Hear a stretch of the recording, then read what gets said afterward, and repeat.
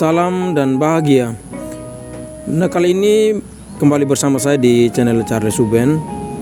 Pada kesempatan ini kita akan membahas berkaitan dengan mendesain project, yaitu bagaimana tahapan pelaksanaan project. Karena di mana dalam tahapan pelaksanaan project yang perlu Bapak Ibu ketahui dalam melaksanakan project di satuan pendidikan masing-masing. Yang pertama, yakni pada awal tahun, satuan pendidikan perlu merancang alokasi waktu dan dimensi profil pelajar Pancasila, di mana pimpinan satuan pendidikan menentukan alokasi waktu, pelaksanaan project, dan dimensi untuk setiap tema agar dapat memetakan sebaran pelaksanaan proyek pada satuan pendidikan tersebut. Nah, yang kedua yaitu membentuk tim fasilitasi proyek, di mana pimpinan satuan pendidikan menentukan pendidik yang tergabung dalam tim fasilitasi proyek yang berperan merencanakan proyek, membuat modul proyek, mengelola proyek, dan mendampingi peserta didik dalam proyek penguatan profil pelajar Pancasila. Nah, tahap yang ketiga yakni melakukan identifikasi tingkat kesiapan satuan pendidikan, di mana pimpinan satuan pendidikan dapat menilai tahap pelaksanaan proyek berdasarkan tingkat kesiapan satuan pendidikan. Nah, tahap yang keempat yakni pemilihan tema umum.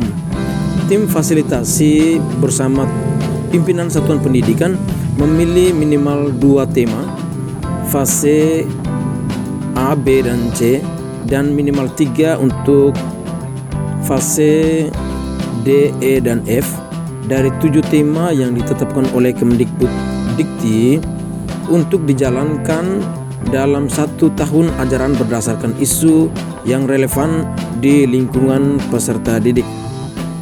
Nah, ketika mengangkat tema untuk pelaksanaan proyek, satuan pendidikan perlu mengutamakan tema-tema proyek yang berkaitan erat atau berhubungan langsung sesuai dengan lingkungan karakteristik satuan pendidikan masing-masing.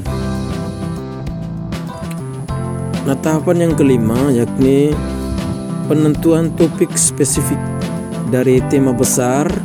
Tim fasilitator project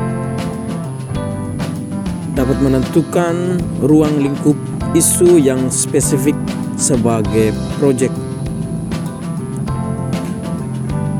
Nah, ketika Bapak Ibu mengangkat tema dari ke-7 tema, perlunya dari setiap tema tersebut yang Bapak Ibu angkat dalam pelaksanaan proyek di satuan pendidikan masing-masing tentunya memiliki tema dan topiknya masing-masing.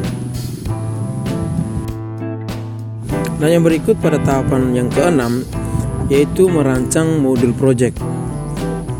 Tim fasilitasi bekerjasama dalam merancang modul proyek dan berdiskusi dalam menentukan elemen dan subelemen, profil, alur kegiatan proyek, serta tipe asesmen yang sesuai dengan tujuan dan kegiatan proyek.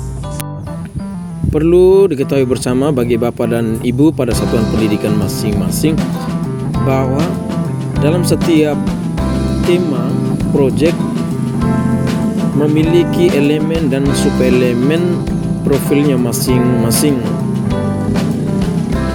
Mungkin ini saja yang bisa saya bagikan berkaitan dengan tahapan dalam merancang proyek pada satuan pendidikan masing-masing dalam melaksanakan proyek pada kurikulum Merdeka di tahun 2022-2023 berkaitan dengan rincian dari pelaksanaan setiap tahapan dari mulai tahap yang pertama hingga tahap yang terakhir akan saya jelaskan pada video yang berikut. Ikuti terus video ini dengan cara like, komen, dan subscribe, serta bagikan video ini sebanyak-banyaknya.